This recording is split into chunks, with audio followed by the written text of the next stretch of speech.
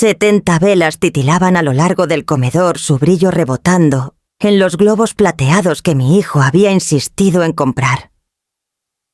Todos rieron cuando fingí soplarlas todas de un solo aliento, con las mejillas infladas y los hombros temblando.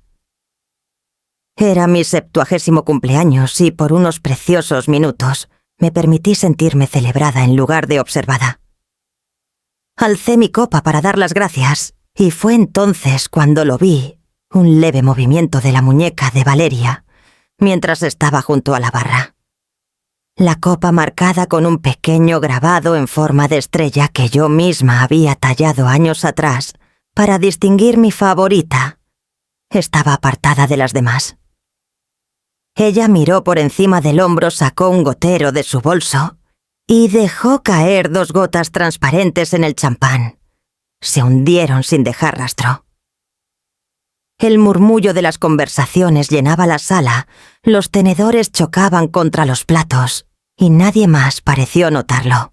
El rostro de Valeria se suavizó en una sonrisa perfecta mientras levantaba la copa sosteniéndola con delicadeza, dirigiéndose hacia mí. Mi pulso retumbaba en mis oídos. Años decenas de negocios me habían enseñado a mantener la cara serena, incluso cuando los adversarios jugaban sucio. Le devolví la sonrisa dejando que pusiera la copa en mi mano como si fuera un trofeo. «Clara, esto es para ti», dijo su voz cálida y ensayada. «Gracias, querida», respondí, y lo dije con más intención de la que ella podía imaginar. Sostuve la copa un instante más de lo necesario, dejando que las burbujas subieran. Luego me moví como si alguien me hubiera llamado desde el otro lado de la mesa. Teresa, la madre de Valeria, estaba cerca del buffet con la mano vacía. Coloqué mi copa en el borde junto a su bolso, tomé una servilleta y en ese momento de distracción la deslicé hacia ella. Teresa, distraída como siempre, la tomó sin dudar. El brindis continuó. Los invitados alzaron sus copas. Yo tomé una nueva del carrito, el efervescente cosquilleo en mi nariz. «Por Clara», gritó alguien. «Por 70 años de garra y elegancia». Bebimos. La conversación volvió a fluir, los platos pasaron, las risas se desbordaron. Durante 10 minutos no pasó nada. Incluso comencé a dudar de mis ojos, a pensar que la paranoia había llegado con la edad. Entonces Teresa tosió. Una vez, 2, luego más fuerte. Su copa se deslizó estrellándose contra el suelo de madera. Se llevó las manos a la garganta, su rostro palideció. Espuma se acumuló en la esquina de sus labios, mientras sus rodillas cedían. Los gritos estallaron. Las sillas se arrastraron hacia el atrás, la gente se abalanzó. Valeria chilló cayendo al suelo junto a su madre, su voz quebrándose, mientras suplicaba que alguien llamara al 911. Su actuación era casi impecable, pero yo había estado en suficientes juntas de negocios para distinguir el pánico real del dolor fingido. Me abrí paso entre la multitud arrodillándome junto a Teresa, presionando un pañuelo contra sus labios. Sus ojos se pusieron en blanco, su cuerpo convulsionando. Murmuré algo reconfortante, aunque mi mente ya corría a 1000 por hora. Los invitados giraban en confusión. Algunos buscaban sus teléfonos, otros lloraban, otros se quedaban petrificados. Javier, mi hijo, se abrió paso con una mirada desbocada a su mano, apretando mi brazo. «Mamá, aléjate», dijo con brusquedad. «Deja que los paramédicos se encarguen». Pero no me moví. Observé las manos temblorosas de Valeria mientras sostenía los hombros de su madre y noté el destello de un residuo adherido a sus uñas perfectamente cuidadas. Mi corazón dolía no por Teresa, aunque la compadecía, sino por la verdad que se asentaba en mí, como plomo. Esa copa envenenada estaba destinada a sentir tras a mí. El ulular de las sirenas atravesó la noche creciendo, mientras las luces rojas pintaban las ventanas. Los invitados se apartaron cuando los paramédicos entraron. Trabajaron rápido asegurando a Teresa en una camilla cargándola en las ambulancias. Valeria la siguió llorando Javier justo detrás. Me quedé en el centro del comedor, el vidrio roto crujiendo bajo mis zapatos el eco de la celebración, reemplazado por susurros de temor. Guardé el pañuelo húmedo en mi bolsillo junto con la verdad que ahora cargaba y me preparé para las preguntas que vendrían. Y llegaron rápido bajo la sombra de las luces parpadeantes cuando el detective se acercó a mí. El comedor se vació en oleadas mientras los paramédicos llevaban a Teresa a la ambulancia. Los vecinos se amontonaban en el porche murmurando, mientras el champán sobrante permanecía intacto en el bufé. El olor a vino derramado y el humo de las velas apagadas se mezclaban amargo y dulce a la vez. Valeria apretaba su bolso contra el pecho, sus sollozos, lo bastante altos como para que todos los escucharan. Se lamentaba por el corazón de su madre diciendo que Teresa estaba tan emocionada por celebrar esta noche sobre la injusticia del destino. Cada palabra sonaba perfectamente ensayada. Las lágrimas estaban ahí, pero sus ojos parpadeaban revisando quién la miraba. Javier puso una mano en su hombro y luego se volvió hacia mí. Su rostro estaba pálido, pero su mandíbula tensa, una expresión que reconocía desde su infancia, la mirada que ponía cuando se sentía acorralado. «De esto me preocupaba, mamá», dijo en voz baja solo para mí. «Vives sola, alejas a la gente, y luego pasa algo así. ¿Y si hubiera sido tú?» Lo miré a los ojos firme, aunque mi estómago se retorcía. «Pero no fui yo», respondí suavemente. Sacudió la cabeza exhalando por la nariz. «No puedes seguir fingiendo que no necesitas ayuda. Es peligroso. Si hubieras aceptado que cuidáramos de ti, nada de esto». Se detuvo mirando a los invitados que podían escuchar. «Nada de esto». La frase se pegó a mí como el humo. Metí la mano en el bolsillo de mi vestido, sintiendo la tela húmeda del pañuelo que había presionado contra la boca de Teresa.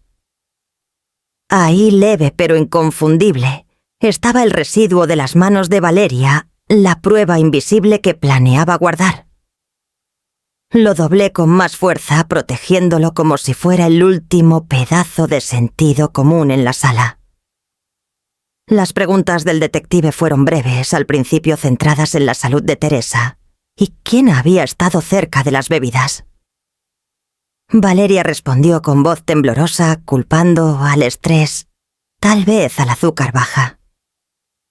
Yo me mantuve callada asintiendo cuando me hablaban, ofreciendo la sonrisa practicada de una mujer demasiado curtida para revelar lo que sabía. Los invitados comenzaron a irse murmurando disculpas, apretando mi mano al salir. Sus ojos decían que creían la historia que Teresa había colapsado por la edad, los nervios o algún problema médico privado. Solo yo sabía la verdad. Solo yo había visto el gotero, el preciso movimiento de una muñeca destinada a mí. Cuando el último coche se alejó, la casa se hundió en un silencio hueco. Valeria se había ido con la ambulancia. Javier siguiéndola en su propio auto, dejándome sola en una sala que aún olía a una celebración echada a perder. Cerré la puerta tras el detective y me apoyé en ella, las luces de la ambulancia, desvaneciéndose calle abajo. En mi bolsillo el pañuelo pesaba más que cualquier joya. No era solo un pedazo de tela, era mi escudo, mi recordatorio de que a veces la supervivencia depende de notar las cosas más pequeñas y fingir que no lo hiciste. Apagué las luces dejando solo las velas titilando en la mesa y me dije que esta noche era solo el comienzo. Mañana tendría que decidir cómo contraatacar. Esa noche, después de que las últimas luces parpadeantes desaparecieran y el vecindario volviera a su calma habitual, me senté en la mesa de la cocina con una olla de café y el pañuelo extendido frente a mí. Estaba doblado pequeño como un secreto que aún no podía desdoblar. Lo miré y pensé en cómo la supervivencia se había vuelto una segunda naturaleza, no solo esta noche, sino a lo largo de décadas siendo subestimada. Cuando mi esposo Ernesto murió hace 15 años, todos esperaban que yo también me derrumbara. Habíamos construido nuestro hogar juntos, nuestras rutinas, nuestros planes para el retiro, y de repente, solo quedé yo. Recuerdo los guisados que los vecinos trajeron, las palmaditas compasivas en el brazo, las sugerencias bien intencionadas de que, tal vez, debería vender la casa y mudarme más cerca de Javier. Asumían que el duelo me encogería. No entendían que la pérdida, en cambio, me había afilado. Comencé un negocio de decoración de casas con los pocos ahorros que teníamos. Se suponía que sería temporal una forma de mantenerme ocupada. Pero en 5 años tenía 3 empleados y contratos con la mitad de los agentes inmobiliarios de Querétaro. No fue suerte. Fueron los detalles, el aroma chile y aceite de limón, que hacía que los compradores se detuvieran el ángulo de una lámpara que suavizaba una habitación, el arte de hacer que un espacio se sintiera vivo. Aprendí que la gente ve lo que quiere ver, y si les das las señales correctas, creerán que fue su idea. Esa habilidad me salvó en los negocios. Esta noche me había salvado otra vez. Pensé en la mano de Valeria deslizando el gotero en mi copa. Si hubiera gritado, si la hubiera señalado y acusado frente a todos ella, tendría una docena de excusas listas, vitaminas amargos, un malentendido tonto. Habría volteado a la multitud en mi contra, me habría pintado como paranoica frágil, una mujer de 70 años que está perdiendo el juicio. En cambio, sonreí, acepté la copa y dejé que creyera que había triunfado. Pero los patrones se revelan si tienes la paciencia de observarlos. Las señales habían estado ahí durante meses. Javier llegaba a mi casa con folletos brillantes de residencias para adultos mayores diciendo: «Mamá, no se trata de control, es por tu seguridad». Valeria insistiendo en que firmara papeles sencillos que facilitarían las cosas por si algo pasaba. Su insistencia en que mi independencia era imprudente, que vivir sola era peligroso. Lo disfrazaban de amor, pero yo sé escuchar más allá de las palabras. No querían mi seguridad, querían mi firma. Al principio lo descarté, lo atribuí a un exceso de protección, a la obsesión moderna de envolver a los mayores en una burbuja. Pero cuanto más insistían, más claro se volvía. No les preocupaba que me cayera en la regadera. Les preocupaba qué pasaría con mis cuentas bancarias si no lo hacía. Ahora Teresa estaba en una cama de hospital porque no grité, porque elegí dejar que el patrón se desarrollara. La culpa me pinchaba, pero sabía una cosa con certeza: si yo hubiera sido la que salió en esa camilla, mi historia ya estaría cerrada como un accidente. Una mujer de 70 demasiado orgullosa para aceptar ayuda colapsando en su propio comedor. Limpio, ordenado, sin preguntas. En cambio aquí estaba con un pedazo de tela que olía levemente amargo, un recordatorio de que los instintos afilados durante décadas seguían intactos. Me serví otra taza de café observando el vapor ascender. La casa se sentía cavernosa en su silencio, pero mi mente estaba lejos de estar quieta. Esto no se trataba solo de una copa envenenada. Era un plan cuidadosamente orquestado, esperando que tropezara con él. Me habían subestimado como los hombres de traje, alguna vez, subestimaron a una viuda que intentaba vender el sueño de una casa decorada. Y si había aprendido algo era esto: cuando la gente piensa que estás acorralada, es cuando tienes la vista más clara de sus movimientos. Mañana necesitaría llamar a alguien que entendiera estos juegos mejor que yo. alguien cuya pluma pudiera ser más afilada que cualquier gotero. El detective Adrián Vega llegó a la mañana siguiente con un cuaderno en la mano y una expresión que equilibraba preocupación y cálculo. Tenía la postura de alguien que había entrado en muchos comedores como el mío, donde la celebración se había agriado en sospecha de la noche a la mañana.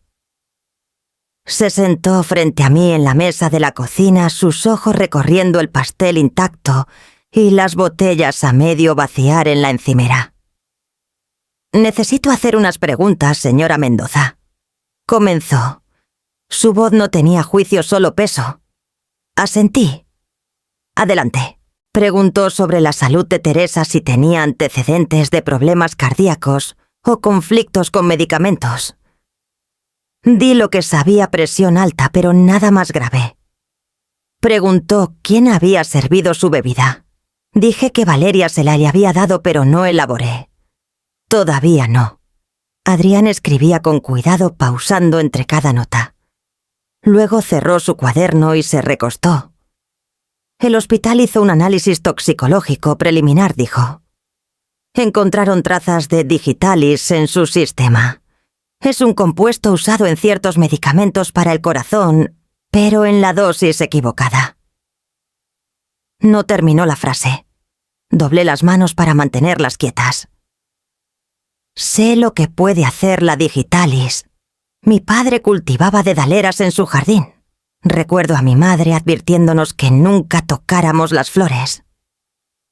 Su ceja se alzó ante eso. No mucha gente conoce esa conexión. Noto los detalles, dije simplemente. Golpeó su pluma contra el cuaderno y luego habló más bajo. Mi madre perdió casi todo cuando envejeció. No por veneno, sino por una cuidadora que la convenció de firmar el acceso a sus cuentas. Para cuando lo descubrí, el dinero se había ido.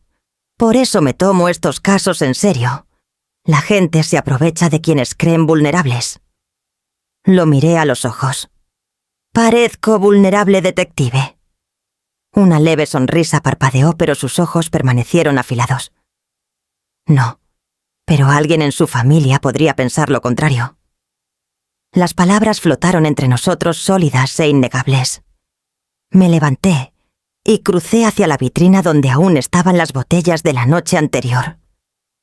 Mi copa marcada estaba en el fregadero, enjuagada, pero la botella de champán abierta seguía en pie, 3/4 llena. La puse con cuidado en la mesa entre nosotros. «Esta es la botella de la que Valeria sirvió», dije. «Quiero que la guarden y la analicen». Adrián me estudió por un momento, luego sacó una bolsa de evidencia de su maletín. Deslizó la botella dentro, sellándola con cuidado practicado. Hizo bien en conservarla. «Casi la tiré», admití. Pero algo me dijo que aún tenía algo que decir. Guardó la bolsa bajo el brazo. «La enviaré al laboratorio con prioridad. Si coincide con lo que había en el sistema de Teresa, fortalece nuestro caso». Me recosté en la silla, el cansancio de la noche finalmente alcanzándome. «¿Y si no coincide?» Los ojos de Adrián se endurecieron. «Entonces seguimos buscando». Los envenenadores rara vez se detienen tras un solo intento. La certeza en su tono me dio un escalofrío. Pensé en la mano firme de Valeria, en la insistencia silenciosa de Javier, en los folletos que me habían ofrecido como si fueran medicina. Esto no había terminado.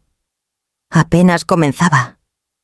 Cuando Adrián se fue, me quedé sola en la cocina mirando el espacio vacío donde había estado la botella y supe que mi siguiente llamada tenía que ser a Sofía Reyes.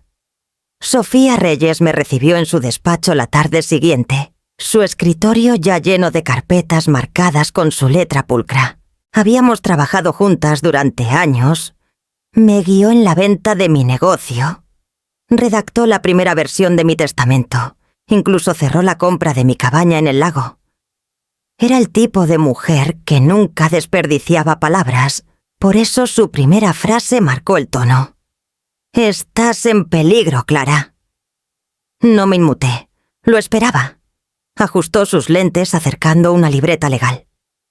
Revisé lo que me contaste sobre el champán, el informe del hospital y los hallazgos del detective Vega. Aunque no presenten cargos, debes prepararte como si la amenaza fuera a escalar.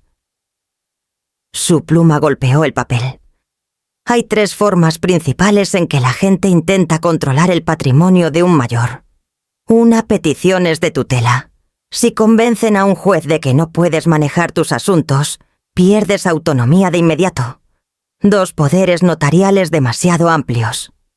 Firmas una vez y tienen acceso a todo.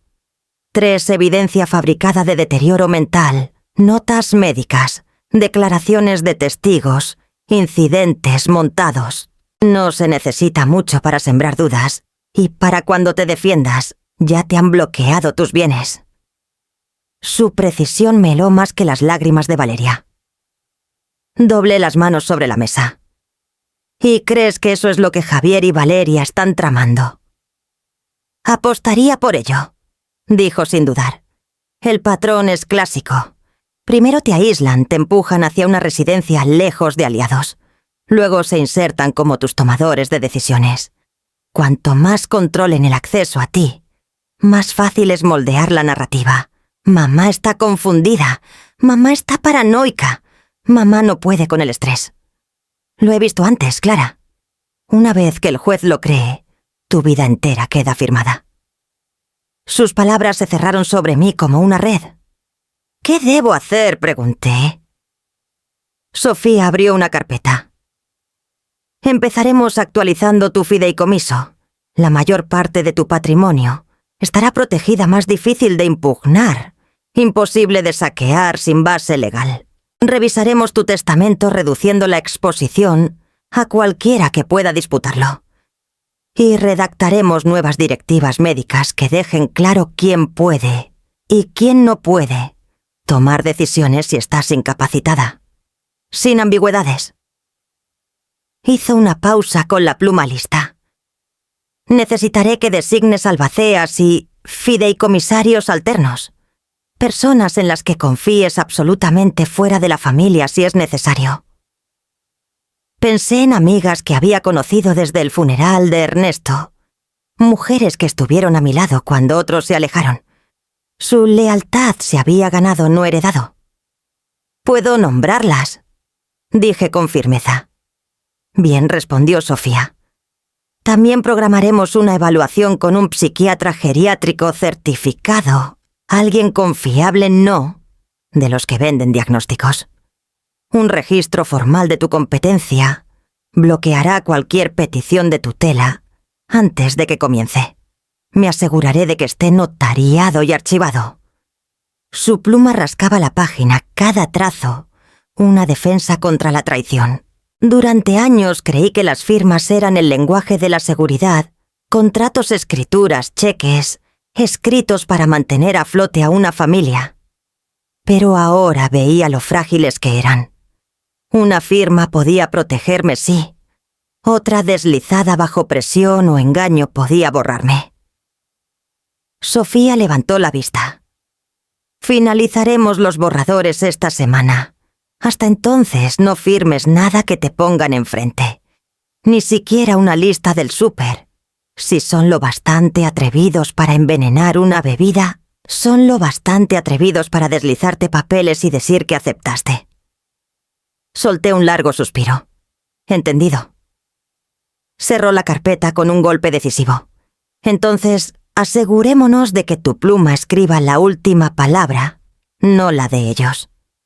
Cuando salí de su despacho llevaba un maletín de borradores más pesado que cualquier maleta, y supe que mi siguiente paso debía ser preparar la casa misma, no solo los papeles. El golpe en la puerta llegó justo cuando terminé de servirme una taza de té. A través del cristal vi los hombros anchos de Javier y la sonrisa pulida de Valeria, ambos vestidos como si fueran a una casa abierta de bienes raíces. Mi pulso se calmó, estabilizándose. Había estado esperando esta visita. Entraron con el aire de misioneros seguros de su mensaje. Valeria llevaba una carpeta brillante de esas que no puedes tirar sin sentir culpa por el costo de impresión. La puso en la mesa de la cocina y extendió el contenido como un croupier repartiendo cartas. Mamá, comenzó Javier con voz cálida pero ensayada. Solo queremos que estés segura. Jardines de San Miguel. Es hermoso, mira los jardines, el taller de arte, las instalaciones médicas. Tendrías tu propio departamento, total independencia, pero sin los riesgos de estar sola. Valeria intervino, su tono empapado de miel. No es un asilo, Clara. Piénsalo como un resort para quienes se han ganado los mejores años de su vida. Dejé que mis ojos se detuvieran en las fotos parejas de cabello plateado, riendo en céspedes perfectamente cuidados, clases de acuarela bajo tragaluces impecables, un grupo haciendo yoga en tapetes color pastel a juego. Era una ficción cuidadosamente curada, y ellos apostaban a que yo la creería. Javier deslizó otra hoja sobre la mesa. Esta era diferente, densa, con párrafos llena de líneas para iniciales y firmas. Su voz bajó una octava. Esto es solo el papeleo preliminar. Un poder notarial sencillo para que podamos encargarnos de la logística por ti. Nada definitivo hasta que decidas. Lo tomé dándole la vuelta como si el lenguaje legal pudiera flotar hacia un significado. Por dentro vi lo que Sofía me había advertido: autoridad amplia sobre finanzas, atención médica, propiedades, toda mi existencia condensada en letra pequeña. Asentí lentamente como si estuviera convencida. Se ve muy conveniente. Saben que he estado pensando en el estrés de manejar la casa. Javier suspiró aliviado, y los ojos de Valeria brillaron. Pensaron que la batalla estaba casi ganada. Justo entonces, la puerta trasera chirrió. Daniela, mi nieta, entró sigilosamente desde el patio, su mochila aún colgando de un hombro. 16 años, tan astuta como su padre lo fue a esa edad. Miró los folletos, luego a mí, y su expresión se tensó de una manera que decía que entendía más de lo que cualquiera imaginaba. «Abuela, vine a devolverte tu cargador», dijo rápido sosteniendo una bolsita, pero cuando se acercó presionó algo frío y delgado en mi palma. Una memoria USB. Su susurro apenas llegó a mi oído. «No dejes que la vean. Es de la laptop de mamá». Cerré la mano alrededor escondiéndola bajo los pliegues del folleto. Mi corazón dio un salto. Los ojos de Daniela se encontraron con los míos, con una urgencia feroz, mucho mayor que su edad. Luego se enderezó, ofreciendo una sonrisa tan dulcemente casual que Valeria ni siquiera levantó la vista de su discurso. «Podemos llevarte a un recorrido este fin de semana», dijo Valeria alegremente, golpeando una uña cuidada sobre la foto de una mujer pintando. «Reservarán un departamento si nos movemos rápido». Forcé una sonrisa apoyando mi mano libre sobre la pila de papeles. «Déjenme revisarlos esta noche. Quiero estar segura antes de hacer nada oficial». Javier intercambió una rápida mirada con Valeria, pero asintió. «Claro, mamá. Solo no tardes mucho, esos lugares se ocupan rápido». Cuando se fueron vi su coche alejarse, la mano de Valeria gesticulando animadamente desde el asiento del copiloto. Los folletos seguían en la mesa, promesas brillantes, escondiendo una jaula. Pero en mi bolsillo había algo más poderoso que cualquier folleto o contrato. Una memoria USB que podría decirme exactamente qué juego estaba jugando Valeria y cuánto tiempo llevaba Javier sabiéndolo. Puse mi taza de té en la mesa, cerré las cortinas y llevé la USB a mi despacho. Cerré la puerta del despacho con llave antes de insertar la USB en mi laptop. La pantalla cobró vida a la unidad, abriendo una serie ordenada de carpetas etiquetadas con la letra pulcra. De Valeria Finanzas, Seguros Planes. Forcé mi respiración a mantenerse pareja, pero mi pecho ya se sentía apretado. La primera carpeta reveló hojas de cálculo, columnas de números, en rojo sangre. Saldos de hipotecas, tarjetas de crédito atrasadas, pagos de coche, cuentas de tiendas de lujo. Su deuda era más profunda de lo que incluso Sofía había adivinado.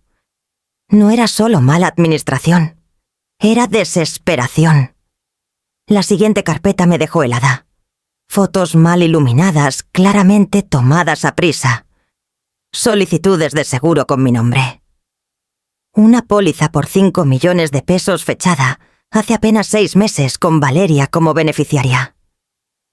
Hice clic en las imágenes, la bilis subiendo con cada página.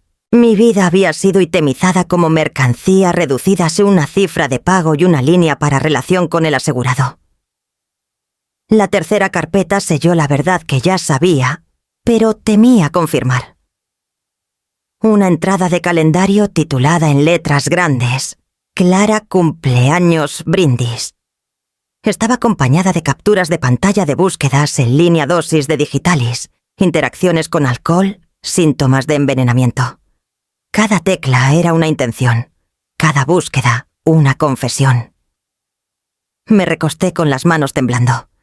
Mi cumpleaños, mi celebración había sido marcado, no como un hito, sino como una oportunidad. Un golpe en la puerta del despacho me sobresaltó. La voz de Daniela llegó suavemente a través de la madera. «Abuela, ¿puedo entrar?» Me limpié los ojos y abrí la puerta. Ella entró cerrándola con cuidado detrás de sí. Su rostro estaba pálido, pero su mandíbula estaba fija con esa inclinación obstinada que reconocía de las fotos infantiles de Javier, a la misma edad. «Vi que lo miraste», dijo en voz baja. «La USB». Asentí. «Daniela». «¿Cómo la conseguiste?» Retorció la correa de su mochila. «Mamá deja su laptop abierta todo el tiempo. La vi buscando cosas raras y luego encontré la carpeta. La copié porque no sabía qué más hacer». Sus ojos brillaron, pero no apartó la mirada. «Abuela, mamá me dijo que si no firmabas esos papeles, se aseguraría de que tuvieras suficiente miedo para aceptar. Dijo que no te mataría solo, te empujaría». La habitación dio un vuelco. Me estabilicé contra el escritorio. «¿Ella te dijo eso?» Daniela sintió las lágrimas ahora derramándose. «Dijo que era la única manera, que papá estaba ahogado en deudas y que tú estabas siendo terca. Quise creerle, pero cuando vi ese calendario, supe que estaba mintiendo». La atraje a mis brazos, su pequeño cuerpo temblando contra mí. Por un largo momento solo la sostuve, escuchando sus sollozos amortiguados contra mi hombro. Solo tenía 16 años, cargando una verdad demasiado pesada para alguien de su edad. Cuando se apartó, sus ojos buscaron los míos. «¿Qué vas a hacer con eso?» Cerré la laptop deslizando la USB en mi bolsillo. «Por ahora la mantendremos a salvo. Es una prueba, Daniela. Prueba de todo. Pero si la usas, sabrá que vino de mí». Sus palabras cortaron más que cualquier documento que acabara de leer. La evidencia era poderosa, pero Daniela seguía siendo una niña atrapada entre la lealtad a su abuela y la madre que no podía dejar de amar. Acaricié un mechón de cabello de su rostro. «Encontraremos una manera que no te ponga en medio. Esa es mi promesa». Asintió, aunque el miedo aún permanecía en sus ojos. La guié hacia el pasillo, mi mano firme en su espalda. Cuando se fue, la casa se sintió más pesada que antes. Mi siguiente paso debía ser cuidadoso, deliberado y despiadado. La USB me había dado respuestas, pero también una pregunta que no estaba lista para enfrentar: ¿cómo proteger a Daniela mientras desmantelaba a las personas que la criaron? Me serví otra taza de café y alcancé el teléfono. Era hora de llamar al detective Vega. Me reuní con Sofía y el detective Vega en la sala de conferencias de Sofía a la mañana siguiente. Las persianas estaban cerradas y la mesa estaba despejada salvo por una grabadora en el centro y 3 tazas de café. Por primera vez, Se sentía menos como el despacho de una abogada y más como un cuartel de guerra. Deslicé la USB sobre la mesa. Esto es todo lo que Valeria tenía en su computadora. Deudas, seguros, un calendario marcado para mi brindis de cumpleaños y búsquedas de dosis de digitalis. Ya no es solo sospecha. Adrián conectó la USB a su laptop, su rostro impasible, mientras navegaba por los archivos. Pero cuando la póliza de seguro apareció en pantalla, su mandíbula se tensó. «Esto es suficiente para una orden judicial», dijo. «Vincula su intención directamente contigo como objetivo». Sofía se inclinó hacia adelante, sus ojos afilados. Una orden puede detenerlos en seco, pero si queremos un caso hermético, necesitamos atraparlos en el acto de usarte. Firmas, transferencias, una admisión grabada. Eso hace casi imposible que aleguen un malentendido. Crucé los brazos sintiendo el pañuelo aún guardado en mi bolso. Entonces, ¿cómo los dejamos intentar sin dejarlos ganar? Sofía sonrió levemente, una sonrisa de depredador. «Tendemos una trampa». Explicó el plan en pasos claros y deliberados. Firmaría un poder notarial, uno redactado por ella, cuidadosamente diseñado. En la superficie parecería lo bastante amplio para darle a Javier control sobre mis finanzas. Pero en realidad solo otorgaría acceso a una cuenta que creamos específicamente para esto. Una cuenta con 20 pesos. Cada transferencia que intenten, cada inicio de sesión, cada autorización será registrada y grabada, explicó Sofía. Si intentan usarla, tendremos evidencia de su intención de apropiarse de tus fondos. Adriana asintió, ya tomando notas. Coordinaré con delitos cibernéticos. Reflejaremos la actividad de la cuenta en tiempo real. En cuanto intenten una transferencia, la rastrearemos y procederemos al arresto. Con los documentos de seguro y el informe toxicológico, esto se convierte en un caso de conspiración. Exhalé lentamente. Y la grabación, Adrián sacó un pequeño dispositivo de su maletín y lo puso en la mesa. Audio y video. Oculta en tu despacho donde esperan que firmes. Si te presionan, si deslizan papeles que no acordaste, lo tendremos todo grabado. Sofía tocó mi mano. La clave es actuar de forma convincente. Tienes que hacerles creer que te rendiste, que estás cediendo a su presión. De lo contrario, no mostrarán todo su juego. Pensé en el alivio de Javier cuando creyó que estaba considerando Jardines de San Miguel en el brillo de triunfo de Valeria. Fingir que me doblegaba sería bastante fácil. Lo que me preocupaba era mirar a mi hijo a los ojos mientras intentaba robarme y fingir que no me destrozaba. Aún así asentí. Puedo interpretar el papel. Adrián cerró su cuaderno con un chasquido decisivo.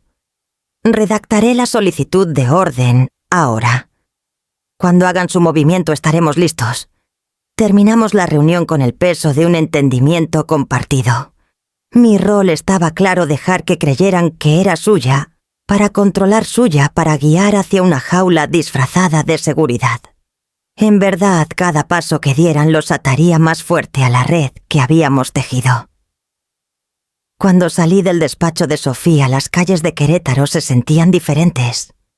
Menos como el caos de extraños y más como un escenario donde el próximo acto ya estaba escrito. Mi pluma firmaría sus papeles, pero no por las razones que ellos pensaban. Esa noche me senté en mi despacho bajo el zumbido silencioso del nuevo dispositivo de grabación, esperando el golpe que sabía que vendría. Jardines de San Miguel se alzaba desde terrenos perfectamente cuidados como una promesa. Los edificios con molduras blancas brillaban bajo el sol. Los jardines se extendían en perfecta simetría, y el personal sonriente abría las puertas como si fuéramos realeza. Javier conducía señalando detalles antes de que siquiera estacionáramos su voz ligera, con una emoción forzada. Mira esos senderos para caminar, mamá. Te encantarían seguros bien iluminados con bancas por todos lados, sin riesgo de tropezarte en tu patio. Valeria, sentada en su latea, pastada a su lado, apretó su mano en un silencioso aliento. Luego se volvió hacia mí con su dulzura bien practicada. Ya no tendrías que preocuparte por el súper, Clara. Hasta te llevan la comida que aloja a la puerta si no quieres ir al comedor. Sonreí débilmente apoyándome más en mi bastón de lo necesario mientras caminábamos.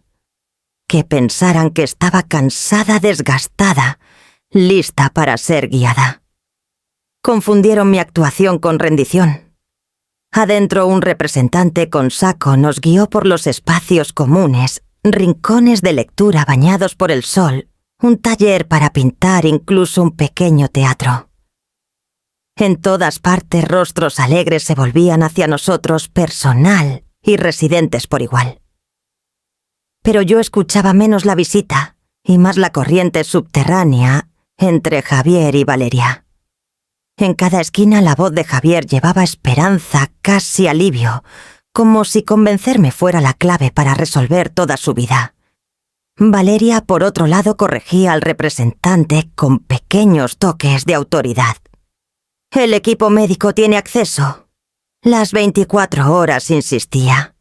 ¿Cómo se registran exactamente las emergencias y los requisitos financieros? ¿Cuál es el costo mensual además de la entrada inicial? Sus preguntas no eran las de una nuera preocupada, eran las de una gerente evaluando, una propiedad sopesando riesgos contra ganancias.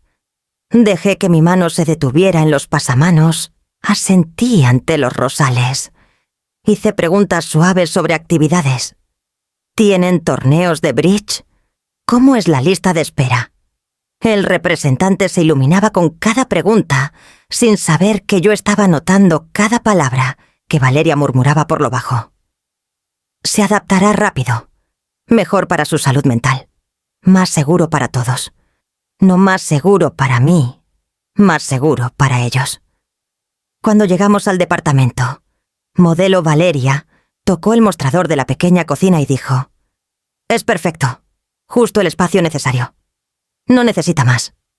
No dijo mi nombre, dijo ella como si no estuviera a 1 metro de distancia. Javier puso un brazo alrededor de mis hombros, guiándome a una silla. «Siéntate, mamá. Imagínate aquí sin mantenimiento, sin estrés. Solo paz». Su tono era persuasivo, tierno, pero bajo él había una corriente de urgencia. Me dejé caer en la silla dejando que mis hombros se hundieran. «Es bonito», dije suavemente dejando que las palabras colgaran como una rendición. Los ojos de Javier se iluminaron. Los labios de Valeria se curvaron. Pensaron que las murallas de la fortaleza se estaban derrumbando. Pero por dentro estaba memorizando todo el lenguaje del contrato insinuado durante el recorrido. La forma en que Valeria se enfocaba en costos y control. El alivio filtrándose en la voz de Javier cada vez que creía que podría aceptar. Cada detalle era munición. Para cuando nos fuimos, Valeria ya estaba discutiendo los próximos pasos con el representante, prometiendo encargarse del papeleo una vez que confirmara. Javier apretó mi mano en el coche susurrando: «Estás tomando la decisión correcta, mamá». Sonreí de vuelta fingiendo gratitud, mientras mi mente catalogaba cada frase. Pensaron que el telón de terciopelo había caído sobre mis ojos. No vieron que lo estaba apartando hilo por hilo. Cuando llegamos a mi entrada, Valeria prometió traer los formularios finales esa noche. Sofía llamó justo después del almuerzo, su voz cortante pero estable. Llegaron los resultados del laboratorio. La botella de champán que guardaste dio positivo por digitoxina. Alta concentración. No fue un accidente, Clara. Presioné el teléfono más cerca de mi oído, aunque las palabras ya se grababan en mí. Entonces, el veneno no solo estaba en el sistema de Teresa, estaba en la botella. Sí, confirmó Sofía. Suficiente para matar. Vega usará esto para expandir la investigación. Combinado con los documentos de seguro... Hizo una pausa. También descubrí la póliza yo misma, 5 millones de pesos, tomada a tu nombre con Valeria como beneficiaria, sin mención de Javier. Solo ella. El té en mi taza se había enfriado. Puso un precio en mi cabeza. El tono de Sofía se suavizó. Esa póliza es un motivo en blanco y negro. Pero para ser honesta, Clara, si esto llega a juicio, la defensa argumentará que fue un error, que la lista de beneficiarios fue un descuido administrativo. Necesitamos que actúen, que firmen, que intenten. Eso clava la intención. Le agradecí, colgué el teléfono y miré por la ventana de la cocina. El jardín que Ernesto había plantado hace años florecía tercamente a pesar del descuido, explosiones de color contra los setos pulcros. 5 millones de pesos. Ese era el valor que Valeria Fe había puesto en borrarme. Más tarde esa noche Daniela entró a mi despacho, sus ojos abiertos por la preocupación. Se sentó en el borde de la silla abrazando sus rodillas. «Abuela». Deberías saber lo que escuché anoche. Dejé a un lado mi libreta. «Dime». Sus palabras salieron rápidas como si guardarlas la hubiera quemado. Mamá y papá estaban peleando en la cocina. Pensaron que estaba dormida. Papá seguía diciendo que las cuentas los estaban ahogando, que las tarjetas de crédito estaban al límite, que ni vender el coche ayudaría. Y mamá Daniela tragó con fuerza. Mamá gritó que todo era inútil si no firmabas. Dijo que tú estás sentada en millones, mientras ellos no pueden mantener las luces encendidas. Sentí el aguijón de la traición profundizarse. Mi hijo alguna vez, el niño que me daba dibujos con crayones en el Día de la Madre, ahora paseándose por su cocina mientras su esposa calculaba mi muerte en solvencia. La voz de Daniela bajó. Papá dijo que no quería seguir con todo, pero mamá le dijo que era demasiado tarde, que si no te mudabas pronto a Jardines de San Miguel, el banco se quedaría con su casa. Dijo que o aceptabas o te obligarían. Mi corazón dolía al pensar en Javier atrapado en esa tormenta, pero la debilidad no era lo mismo que la inocencia. La deuda le había robado claridad y Valeria había llenado el vacío con veneno y contratos. Tomé la mano de Daniela. Fuiste valiente al decírmelo, pero no debes repetir esto a nadie más. Todavía no. ¿Entiendes? Asintió, aunque el miedo parpadeaba en sus ojos. ¿Y si descubren que te lo dije? Apreté su mano. Entonces te protegeré como siempre lo he hecho. Esa es mi promesa.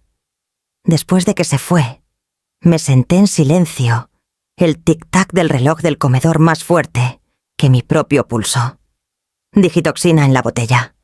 Una póliza de 5 millones. Deudas como anclas hundiéndolos. Y en su desesperación se habían convencido de que yo era el salvavidas. Pero olvidaron una cosa. Yo había sobrevivido tormentas más largas y oscuras que esta. Cuando el golpe llegó a mi puerta esa noche, ya sabía que sería Javier con papeles en la mano, buscando firmas que nunca llegarían. El golpe llegó justo cuando ponía la tetera de vuelta en su base. Abrí la puerta y encontré a Javier sosteniendo una carpeta de cuero con Valeria detrás de él, con esa brillantez frágil que usaba como perfume. Entraron sin esperar a que los invitara. Mamá, dijo Javier, su voz baja y pesada. «Traemos los papeles. Es solo una formalidad de verdad». Valeria puso la carpeta en la mesa del comedor y la abrió con un ademán. «Poder notarial», dijo tocando la página como si presentara un premio. «Esto hará las cosas mucho más fáciles. Sin más estrés para ti. Nosotros nos encargaremos de los detalles, cuentas, impuestos, inversiones. Por fin podrás descansar». Sus palabras llevaban un suave tono de preocupación, pero sus ojos la traicionaban. Saltaban de la página a mi rostro, luego a la pluma junto a ella, hambrientos. Me dejé caer en la silla dejando que mis hombros se hundieran como si el peso de los 70 años, finalmente, me hubiera doblado. «Todo se ve muy complicado», murmuré. Javier sacó la silla y a mi lado y puso su mano en mi brazo. «No lo es, mamá. Solo dice que confías en nosotros. Eso es todo». Detrás de la cortina de mi actuación, mi mente permanecía afilada. Sofía había redactado esas mismas páginas sembradas con trampas cuidadosamente diseñadas. Ella estaba esperando en su despacho conectada al dispositivo de grabación escondido en la vitrina. Cada palabra registrada, cada respiro documentado. Tomé la pluma. Valeria se inclinó hacia adelante con los labios entreabiertos. «Solo firma ahí, Clara. Esa línea». Tracé la tinta lentamente por la página lo bastante firme para convencerlos lo bastante deliberado para asegurar que los sellos de Sofía se activarán. Mi nombre se extendió en una escritura practicada. Cuando levanté la pluma, Valeria exhaló aliviada una sonrisa curvándose en su rostro. «Perfecto», dijo. «Ahora podemos avanzar». Javier recogió los papeles rápidamente como temiendo que pudiera cambiar de opinión. «Gracias, mamá. No te arrepentirás». Se quedaron solo lo suficiente para que Valeria abriera su laptop en la mesa, sus dedos tecleando con urgencia. Inició sesión en la cuenta que Sofía le había creado creyendo que era mi banco principal. Sus ojos brillaron de triunfo. «¿Ves? Ya está funcionando», dijo deslizando la pantalla hacia Javier. Él miró el saldo, luego frunció el ceño. «¿20 pesos?» Valeria tecleó de nuevo actualizando la página. «No puede ser». Lo intentó una vez más, su frente arrugándose. «No debe haber un error. ¿Dónde están las otras cuentas?» Fingí confusión ladeando la cabeza. «¿Pasa algo?» El tono de Valeria se agudizó. «No solo... problemas técnicos. Lo resolveré después». Cerró la laptop de golpe, el sonido resonando como un disparo en la habitación silenciosa. Javier se puso de pie, la tensión marcada en sus facciones. «Lo arreglaremos mañana, mamá. No te preocupes». Pero la preocupación ya se había trasladado a ellos. Podía verlo en la forma en que los dedos de Valeria tamborileaban en su brazo, en la rigidez de los hombros de Javier, mientras la guiaba hacia la puerta. Su plan tan meticulosamente diseñado había aterrizado en el aire. Cuando la puerta se cerró tras ellos, exhalé por primera vez en una hora. Los papeles que llevaban eran cáscaras vacías atadas a una cuenta hueca, diseñada solo para verlos alcanzar. Mi teléfono vibró un momento después. La voz de Sofía llegó calma pero firme. «Lo tenemos todo, su inicio de sesión, su intento, su reacción. Vega está moviéndose para presentar la orden». Toqué el dispositivo de grabación escondido en la vitrina como agradeciendo que hubiera sido testigo. Pensaron que habían metido la mano en mi bolsillo. Lo que no sabían era que solo habían agarrado aire y dejaron sus huellas por todo el vacío. Esa noche, mientras la casa se asentaba en silencio, supe que la trampa se había cerrado. El próximo movimiento no sería mío, sino de ellos y pronto, del sistema judicial. Las luces azules parpadeantes cortaron mis cortinas, justo cuando dejaba una taza de té recién servida. Era mediodía, pero la casa parecía inclinarse hacia el crepúsculo, mientras los coches patrulla se detenían en mi entrada. Los vecinos espiaban desde los porches fingiendo que no miraban. Abrí la puerta antes del golpe. El detective Vega entró primero, flanqueado por 2 oficiales uniformados. Sus ojos estaban firmes, pero su mandíbula tenía una especie de finalidad. Detrás de él, Javier y Valeria llegaron en su coche claramente convocados. Valeria, apretando su bolso tan fuerte que sus nudillos palidecieron. Vega no perdió tiempo. Extendió una carpeta en la mesa del comedor, la misma mesa que alguna vez sostuvo pastel de cumpleaños y champán. Ahora sostenía el registro de la traición. El informe toxicológico confirmó digitoxina tanto en la botella de champán como en la sangre de Teresa López, dijo con calma. La concentración no fue accidental, fue deliberada. La voz de Valeria se alzó aguda y rápida. «Eso es ridículo. Llevé amargos artesanales a la fiesta extractos herbales. Debe haber sido eso. La digitoxina es natural, ¿verdad? ¿De daler alguna planta? No pueden culparme por eso». La mirada de Vega no titubeó. Tiene razón en que los compuestos de digitalis pueden derivarse de plantas. Lo que omitió es que la botella estaba saturada en niveles que solo podían venir de una preparación deliberada. Y coincide exactamente con sus búsquedas en Internet. Deslizó una hoja impresa sobre la mesa, capturas de pantalla, de búsquedas, dosis de digitoxina con alcohol, síntomas de envenenamiento por digitalis. Valeria palideció. «No sé qué es esto. Cualquiera pudo haber usado mi laptop», balbuceó. La mano de Vega golpeó la carpeta una vez más. «Entonces explique la entrada del calendario. Clara cumpleaños brindis». Con un recordatorio puesto una hora antes de la fiesta. Esa no fue la letra de nadie más. La cabeza de Javier se giró hacia ella. «Valeria, ¿de qué está hablando?» Su voz se quebró en su nombre.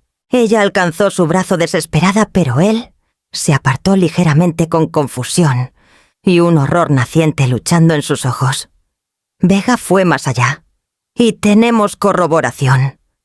Una memoria USB extraída de sus propios archivos, entregada por un miembro de la familia, incluyendo la póliza de seguro por 5 millones de pesos que presentó hace 6 meses, nombrándose a sí misma como beneficiaria de la vida de Clara Mendoza.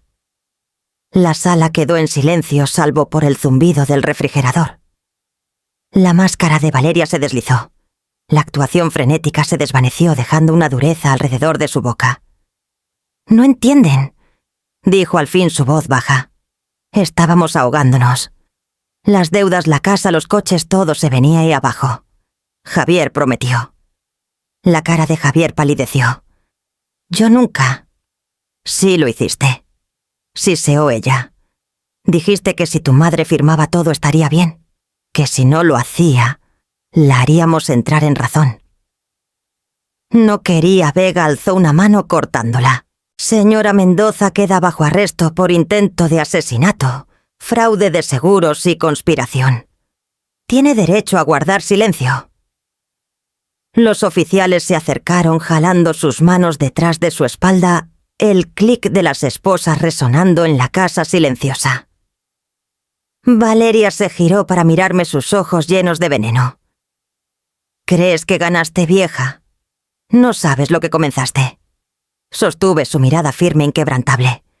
«Sé exactamente lo que terminé». La llevaron por la puerta sus protestas derramándose en el aire del mediodía. Javier se quedó con los hombros caídos, los ojos fijos en el suelo. Parecía menos mi hijo y más un hombre despojado de toda excusa. Mamá susurró, no sabía que llegaría tan lejos. No dije nada. El silencio era más pesado que cualquier respuesta. Vega se quedó un momento dándome un asentimiento final. «Esto es solo el primer paso, Clara. Un arresto no cierra el libro, pero sí pasa la página». Cuando los coches se alejaron, las luces azules desvaneciéndose calle abajo, me quedé con el eco de las esposas, la fractura de la familia y la certeza de que este muro de mentiras apenas comenzaba a desmoronarse. La casa se sentía cavernosa después de que se llevaron a Valeria, pero Javier no se fue. Se quedó en la entrada con los hombros encorvados, como si el suelo mismo pudiera tragarlo si se movía.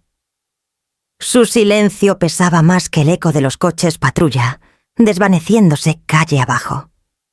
Finalmente me miró. «Te juro, mamá no sabía lo del veneno. Nunca estuve de acuerdo con eso». Ella dijo que podíamos asustarte, hacerte ver lo inseguro que era vivir sola. Un robo montado o tal vez un desmayo se suponía que sería inofensivo. Caminé al despacho y regresé con las impresiones que Vega había dejado en la mesa. Las deslicé hacia él, las entradas del calendario, las fotos de seguros, el historial de búsqueda.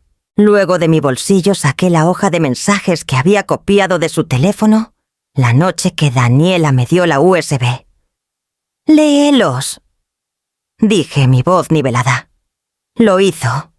Sus labios se movieron silenciosamente sobre las palabras cada línea, arrancando la negación de su rostro. «Será más fácil de convencer después de la fiesta.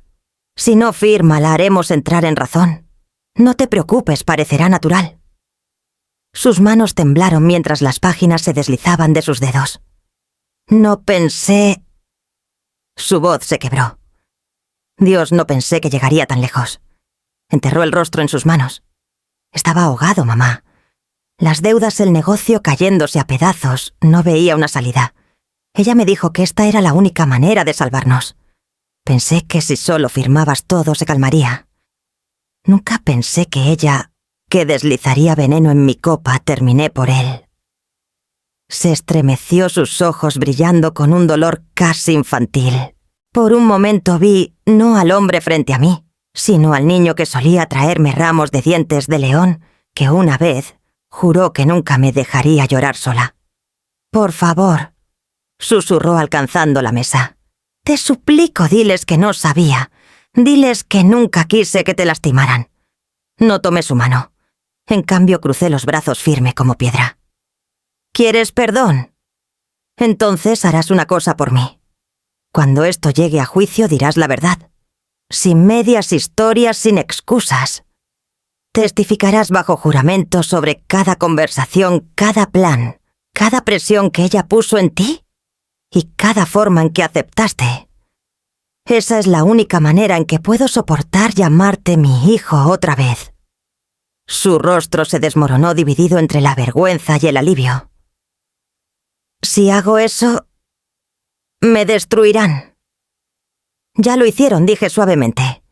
«La única opción que queda es si te hundes con sus mentiras o te levantas con tu propia verdad». Por un largo rato no habló. Luego asintió una vez, lento pero seguro, como si el peso finalmente se asentara en sus huesos. «Lo haré. Les diré todo». Estudié su rostro buscando al niño que recordaba. Todavía estaba ahí escondido bajo años de miedo, deudas y compromisos. Pero el hombre en que se había convertido tenía que responder por sus elecciones. Me levanté de la mesa recogiendo los papeles en una pila ordenada. «Entonces veremos qué hace el tribunal contigo, Javier. Hasta entonces mantén tu distancia.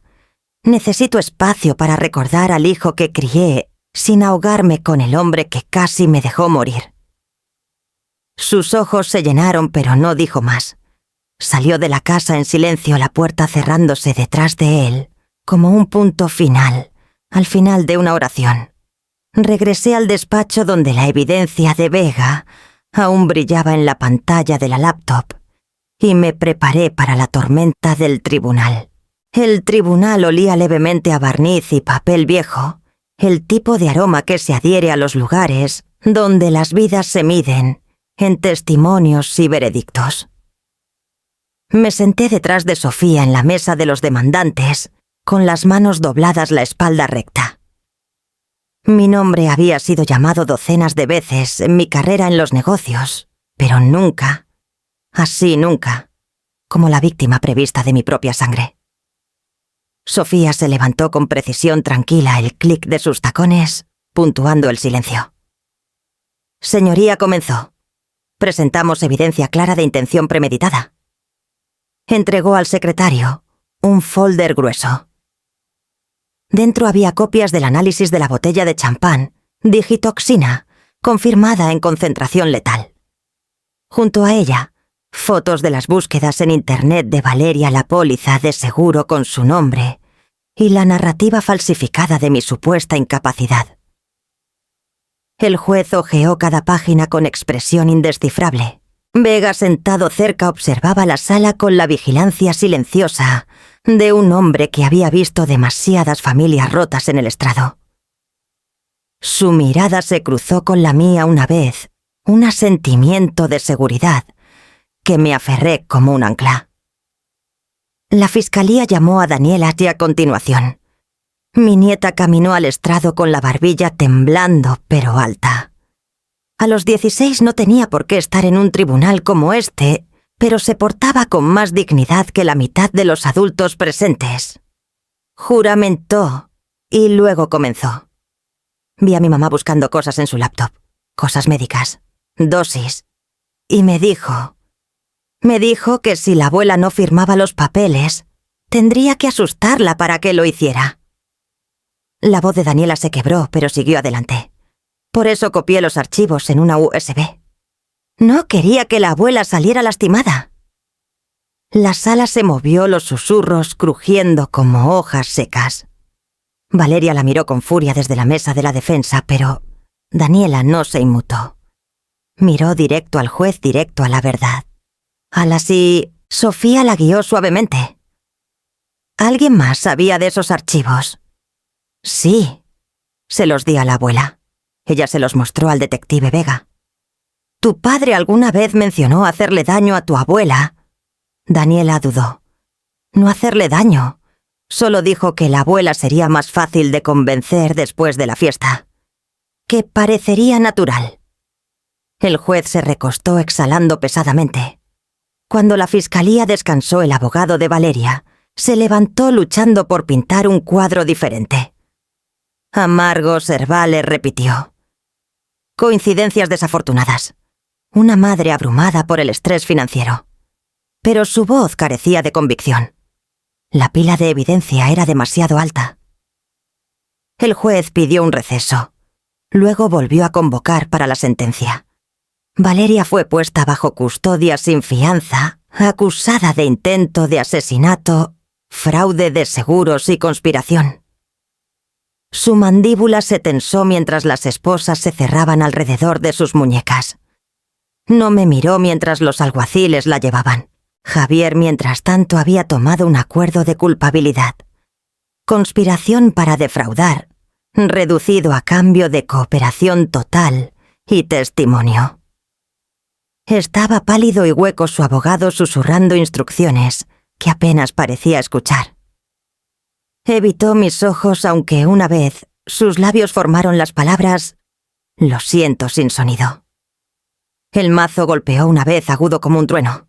Sofía recogió sus archivos con cuidado, deliberado, su voz baja, mientras se inclinaba hacia mí. «Es solo el comienzo, Clara. Pero la justicia ha empezado».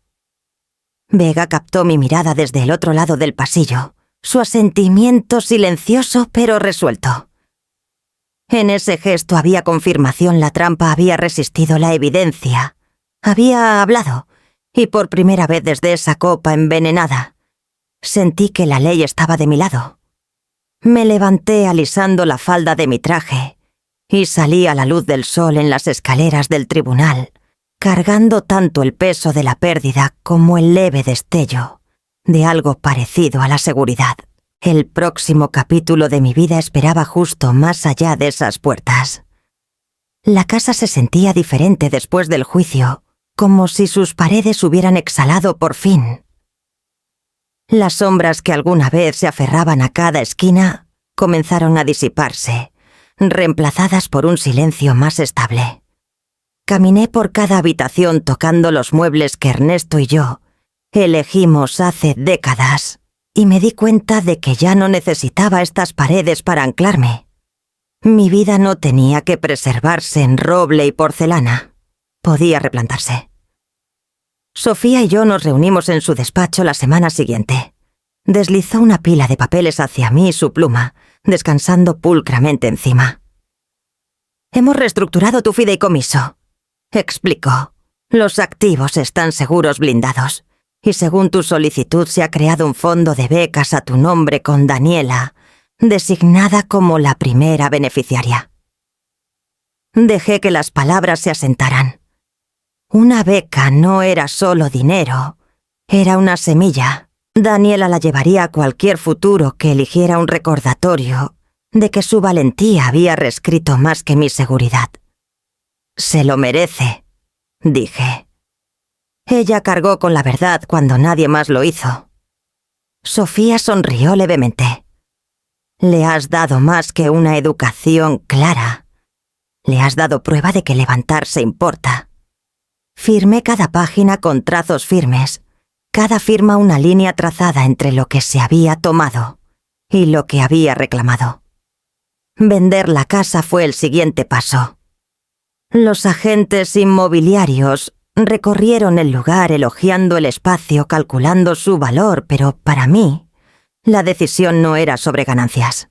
Era sobre libertad. Elegí un lugar más pequeño al otro lado de la ciudad, una casita con un jardín justo lo bastante grande para recordarme a Ernesto sin abrumarme.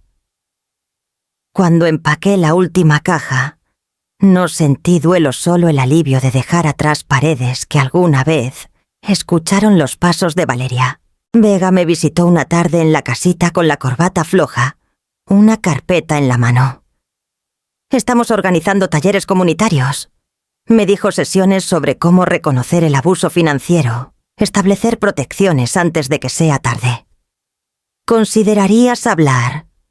Tu historia podría salvar a otros». Miré el jardín donde los brotes apenas comenzaban a asomarse por la tierra. «Sí», dije. «Si mi voz evita que una mujer firme su libertad, vale la pena». Juntos esbozamos un esquema.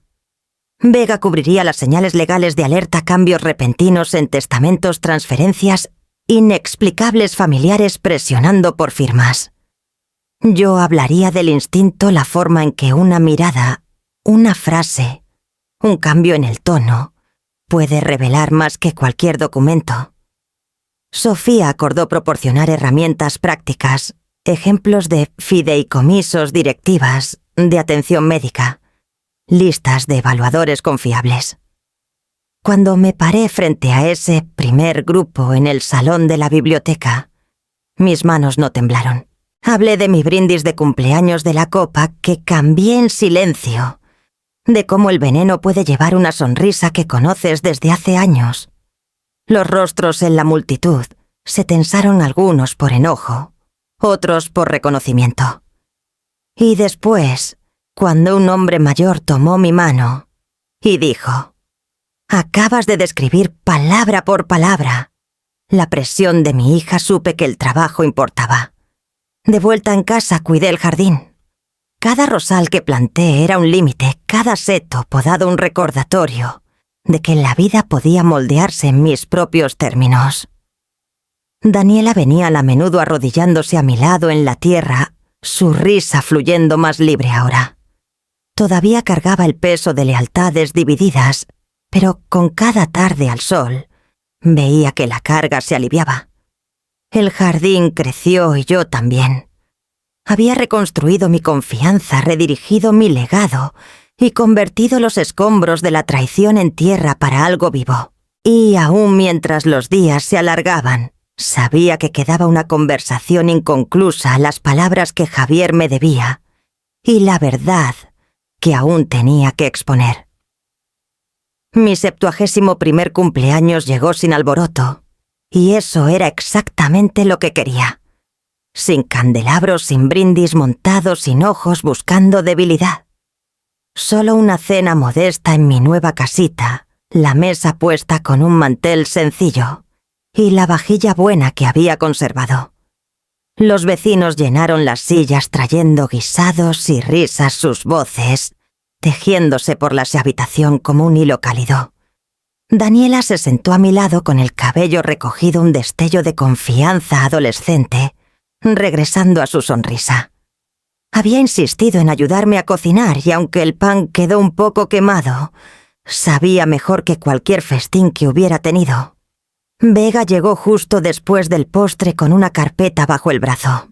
La puso suavemente junto a mi plato sin interrumpir la conversación, hasta que los demás se dispersaron en pequeños grupos. «Caso cerrado», dijo en voz baja, deslizándola hacia mí. Dentro estaban las declaraciones finales, la condena de Valeria, la sentencia formal El acuerdo de culpabilidad de Javier aceptado. Las firmas de jueces y secretarios marcaban el fin de meses de audiencias, preguntas y mentiras ensayadas. Un muro de texto pesado con burocracia, pero debajo de todo la verdad estaba escrita. Cerré la carpeta y apoyé la mano en ella por un momento. «Entonces así se ve la justicia», dije suavemente. La expresión de Vega se suavizó. «Nunca es tan limpia como debería, pero significa que ahora puedes respirar más fácil». Asentí, aunque sabía que el pasado no desaparece con un golpe de mazo. Persiste como una cicatriz curada pero permanente. Daniela tocó mi hombro. «Abuela, tengo algo para ti». Me dio una caja pequeña envuelta en papel sencillo con cinta pegada torpemente. La desenvolví y encontré una copa de vidrio, su superficie grabada con una pequeña estrella. No pulida, no simétrica, pero tallada a mano y a mano. Los surcos ásperos bajo mis dedos. Sus ojos brillaron. Pensé, como la copa del año pasado fue tan horrible, deberías tener una que sea solo tuya, que nadie más toque. La sala se quedó quieta y a mi alrededor. Tracé la estrella sintiendo los bordes morder suavemente mi piel, anclándome. Una copa que era mía, marcada no por el plan de alguien más, sino por elección por amor. La levanté llena de agua en lugar de champán y la sostuve contra la luz. La estrella captó y fracturó la luz dispersando reflejos por la mesa. «Perfecta», susurré. «Gracias, Daniela». Apoyó su cabeza en mi hombro y besé la coronilla de su cabello. Por toda la amargura del último año, aquí había dulzura sin mancha. Los vecinos aplaudieron suavemente alzando sus propias copas en un brindis improvisado. Vega levantó su taza de café, sus ojos firmes encontrándose con los míos. «Por los 71», dijo. «Por la resistencia». La palabra se asentó en mí sólida y verdadera. Mientras la noche terminaba y el último plato se apilaba en el fregadero, me quedé en la mesa sola. La carpeta con los archivos del caso estaba junto a la nueva copy, símbolos de dos tipos diferentes de finales. Uno dictado por la ley, el otro escrito con amor y supervivencia. Pasé la mano por la estrella grabada una vez más, luego puse la copa cuidadosamente en la vitrina al frente y al centro. Sería la que elegiría, la que levantaría en cada cumpleaños por venir. Y mientras apagaba las luces, la casa silenciosa ya no se sentía como un eco. Se sentía mía otra vez, esperando lo que trajera el mañana. He aprendido que hay venenos que puedes saborear y venenos que no. El primero casi me acabó en una copa de champán. El segundo permaneció más tiempo. Decepción, traición. El dolor de ver a tu propia sangre elegir deudas y engaños sobre la verdad. Ese veneno también lo tragué, pero nunca dejé que me terminara. Ahora, en la quietud de mi casita, pongo la pluma sobre el papel. La carta es para Daniela, doblada pulcramente en el escritorio, donde cae el sol por las tardes. Querida mía, escribo lo que te dejo, no es un derecho, sino una responsabilidad. La herencia no se mide en cuentas o escrituras, sino en valentía, en vigilancia, en saber la diferencia entre ayuda y control. Ya has demostrado que lo entiendes. Llévalo contigo. Protege a otros como me protegiste a mí. Este es el legado que vale más que el dinero. Hago una pausa dejando que la tinta se seque y continúo. No busques justicia en los lazos de sangre. Búscala en las acciones. Elige tu mesa con cuidado, no por quien exige un asiento, sino por quien lo gana. Sabrás la diferencia. Sello el sobre, lo coloco sobre la pila de documentos que Sofía me ayudó a preparar, y siento una certeza tranquila asentarse en mi pecho. Afuera el crepúsculo se reúne. Las luces de los porches se encienden una tras otra, calle arriba y abajo, hasta que el vecindario brilla con una constancia silenciosa.